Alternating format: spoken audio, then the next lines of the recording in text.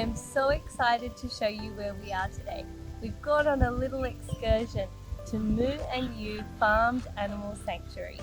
This beautiful place aims to provide a home for orphan farmed animals, giving them a place to live out their best lives in a safe and loving environment. I have brought you here today to learn about a very important word.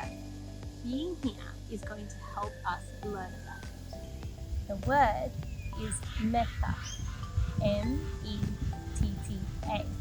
The word Metta comes from an ancient Indian language called Pali, and it means loving kindness. Loving kindness is feeling love and kindness towards others without expecting anything in return.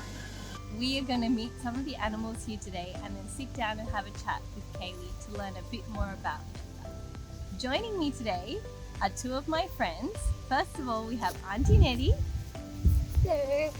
She was one of the first people I knew to have such a strong love for all beings. And Miss Anara, who's been creeping in. Say hi. Hi. She is my clever and smart, beautiful, brave girl. Shall we go meet some of the animals? Yeah!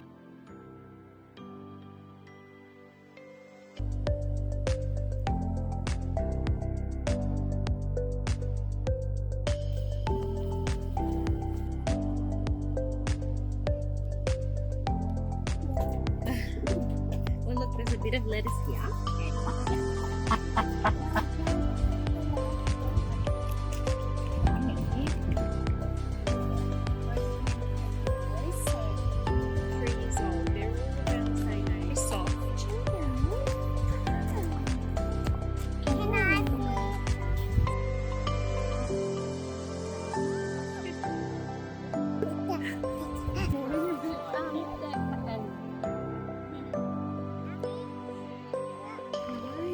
They've got very good climbers and jumpers. And Lizzie is a seinen goat, and they use her mostly in dairy. But why is the little one there? Lizzie. Hi, I love you. So they're up there. Oh, don't bite my hand. That's her tongue. And then she has little teeth in the bottom.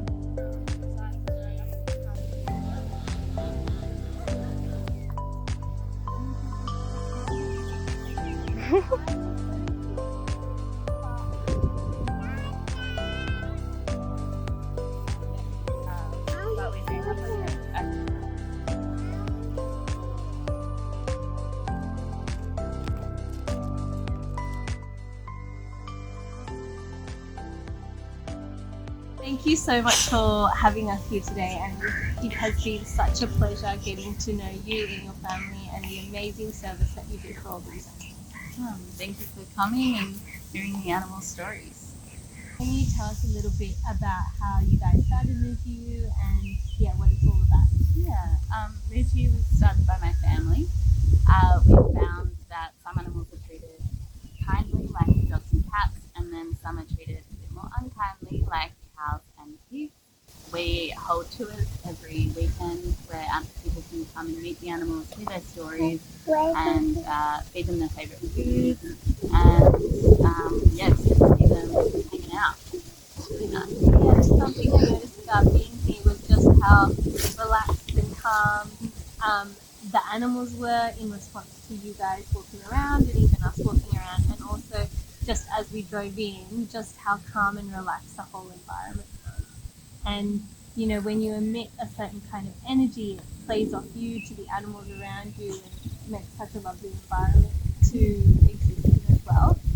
Something that we've been learning about is Metta and loving kindness, and how that energy that you emit can really affect those around you, whether it's animals or people or the environment.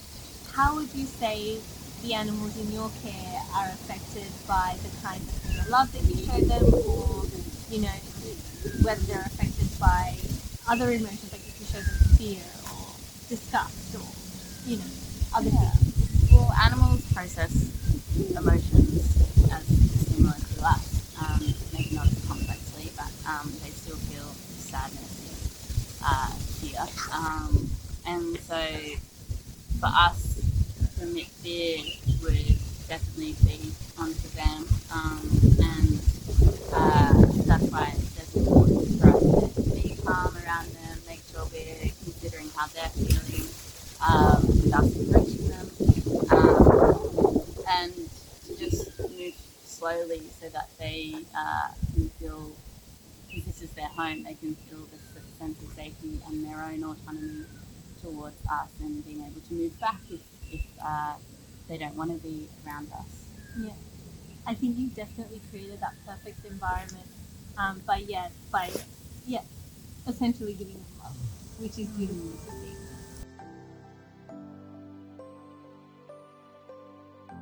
It is so easy to love something when it's so cute and cuddly, or if someone or something is kind to us. But what about if it's not? This is where our thoughts come in. We can love them and be kind to them and still have an adult be able to handle them. Sometimes when we find a spider inside the house, Anara will say from afar, "It's okay, Ummy's got you, we're going to take you outside, it's all going to be fine." And that way she's not actually touching them, I am, and I'm moving them outside in a safe manner.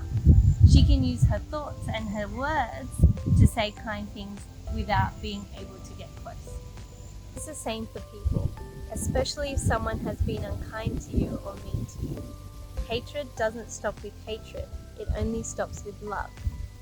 But how do we show love to someone who's been mean to us? We can do this through understanding that the reason that they're showing hatred is probably because they're hurting a bit inside themselves. When we have understanding towards them and no fear, we can show kindness and love towards them without expecting anything in return. I love being here today, and I hope you did too. You can visit Mutiyu if you like as well, here on the Central Coast. All the details are on their website. I will see you next week.